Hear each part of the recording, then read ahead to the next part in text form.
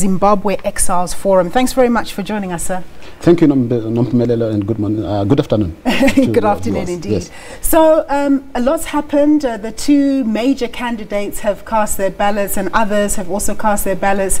23 people up for the presidency, and it looks, as my colleague was saying, Mzondile Mbeche, quite like it's been a peaceful election thus far. But what's your expectation? Well, we expect the best man to win, the best man with the best, manifesto, with the best team, who provides a fresh start to the people of Zimbabwe, who is loved by the people across the country. I think the rallies have been telling, if you have been following the rallies across the country, you would see where the tide is going. And we still hope that the election process remains peaceful as it is now, so that it guarantees at least a legitimacy to whoever that is going to take power. I think the comments that you make are very fair, because we know that obviously in Zimbabwe everything for the normal ordinary person is about the economy. Things have been terrible in that economy. But do you think to some extent Chamisa's age may be more favorable relative to Mnangagwa, who's 75 years old? Well, it's a game of numbers, and if you would understand what's happening now in the region is that, or in Africa at large, the majority of the people in terms of population is the young people. So the young people, form probably 50% of or more than 50% of the population, rather. So that is also what we have seen in Zimbabwe.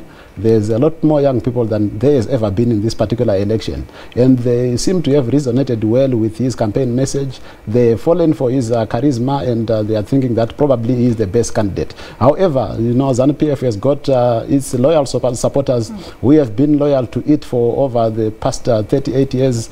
While they've been in power. So we are expecting them to also go in and vote for Emmerson Mnangagwa. What are you hearing from people in the diaspora? I mean, assuming the result goes their way, are some people saying that they'd be prepared to go back to Zimbabwe and help rebuild the country? Because the country will need that, won't it?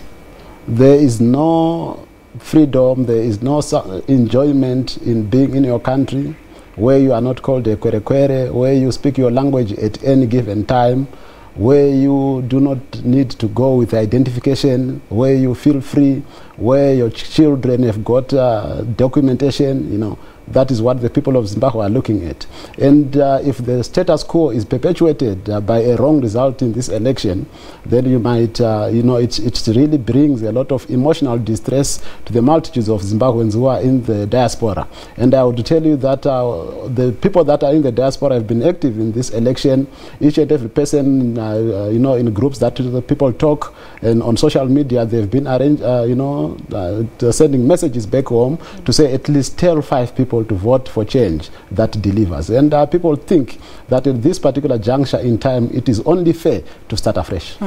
Now, one of the conditions, I suppose, to Zimbabwe getting some external funding is for there to be free and fair elections, for things to be peaceful and everything to be hunky-dory.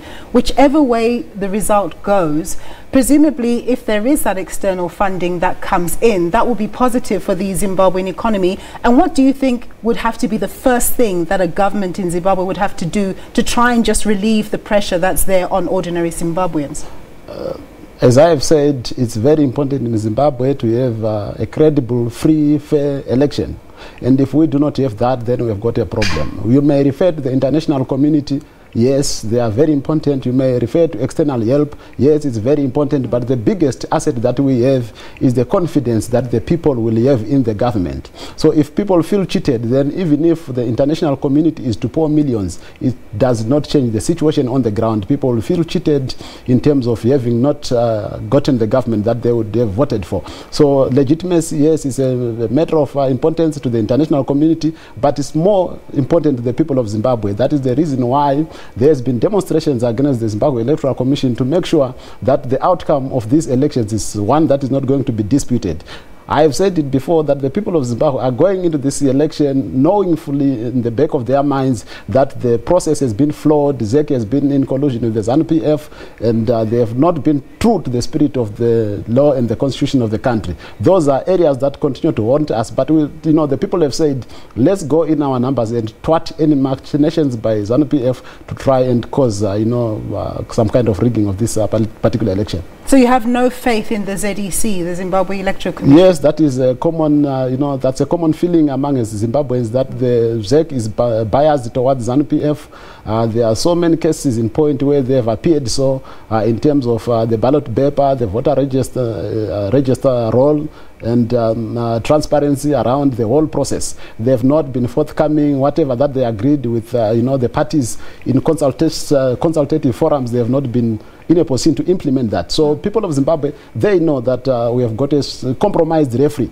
So the talk of the town has been that we need to beat ZANU-PF and ZEC together at once. So it's a fight against the people of Zimbabwe, between the people of Zimbabwe, ZEC and ZANU-PF. And then my last question, look, in the event that MDC was to win, let's say, right, or any other party that's alternative to ZANU-PF, what about the handing over of power? Are people going to be mature enough for there to be a decent handover? Because ZANU-PF has been in power for years.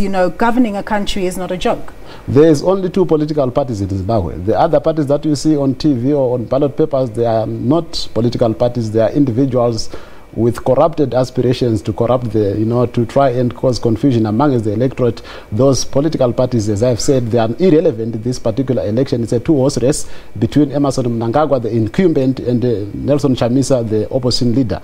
So yes, it is a responsibility of the state institutions to make sure that in the event that Nelson Chamisa wins, there should be peaceful and proper handoff of power. That is an expectation that is shared by all Zimbabweans. And in the event that those state institutions do not abide by the constitution, then the people shall stand up and defend their victory.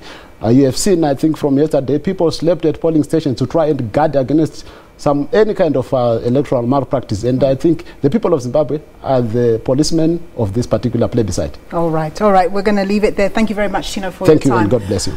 Thank you. That was Tino Mambeu. He's from the Zimbabwe Exiles Forum.